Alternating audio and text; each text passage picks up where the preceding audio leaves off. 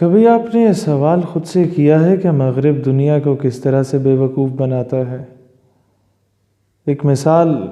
آپ کو دینا چاہوں گا کہ جب رشیا، چائنا اور دیگر ممالک سے امریکہ کی ٹیکنالوجی کی ایک جنگ چل رہی تھی اور دیگر ممالک ٹیکنالوجی میں بہت آگے جا رہے تھے، تو امریکہ نے یہ سوچا کہ ہم ایک ایسا شوشہ چھوڑیں گے جس کے ذریعے ہم تمام ممالک پہ سبقت حاصل کر جائیں گے۔ شوشہ یہ چھوڑا گیا کہ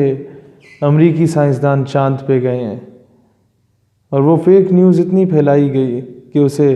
جھوٹ کو اتنا پھیلایا جائے کہ لوگ اسے سچ تسلیم کرنا شروع ہو جائیں۔ دین یہ سوال کیا گیا کہ دنیا کو کس طرح سے مطمئن کرنا ہے کہ واقعی کوئی سائنسدان، کوئی انسان چاند پہ گیا ہے۔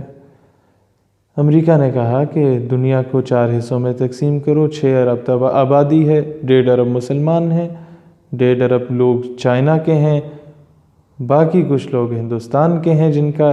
آبادی 1 ارب کے ریلیٹڈ ہے۔ وہ آٹومیٹیکلی میجورٹی کو دیکھ کے امپریس ہونا شروع ہو جائیں گے، اور باقی کا جو ویسٹرن بیلٹ ہے وہ آٹومیٹیکلی امریکہ کی فیور میں ہے۔ اب سب سے پہلے تو پڑھے لکھے طبقے کو قابو کرنے کی کوشش کی، اور وہ اس طرح کی کہ جب سائنسدان چاند پہ گیا تو اس نے پہلا جملہ یہ کہا کہ آل دا میتھس از کریکٹ، یہ ساری ریاضی جو میتھمیٹکس ہے وہ کریکٹ ہے، اگر یہ کیلکولیشنز ٹھیک نہ ہوتی تو ہم چاند پہ نہ پہنچتے۔ تو پڑھا لکھا طبقہ بولنے لگا، ہاں یار واقعی اس نے تو بہت اچھا جملہ کیا، بجائے اس سے کہ اس پہ ریسرچ کرنا شروع کرتے کہ واقعی یہ گئے یا نہیں۔ دین مسلمانوں کو کیسے امپریس کریں؟ وہ کہتے ہیں چاند پہ ہم گئے تو ہم نے دیکھا زمین پہ ایک جگہ چمک رہی تھی، وہاں سے نور نظر آ رہا تھا،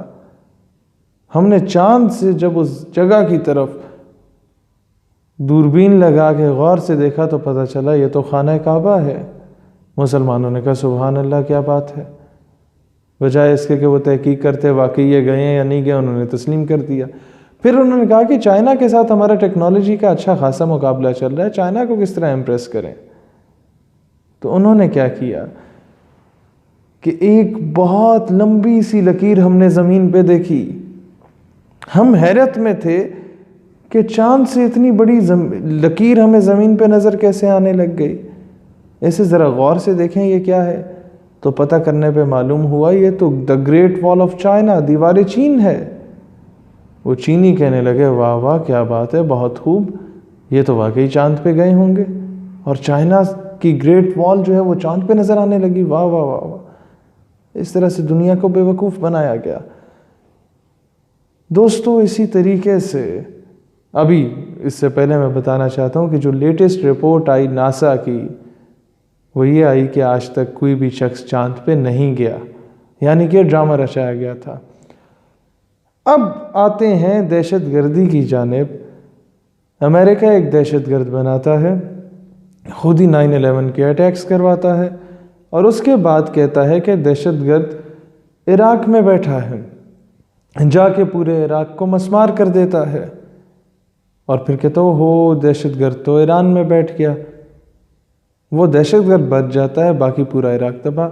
جاتے ہیں ایران کو تباہ کرتے ہیں، پھر کہتے ہیں یہ تو بھاگ کے افغانستان میں بیٹھ گیا،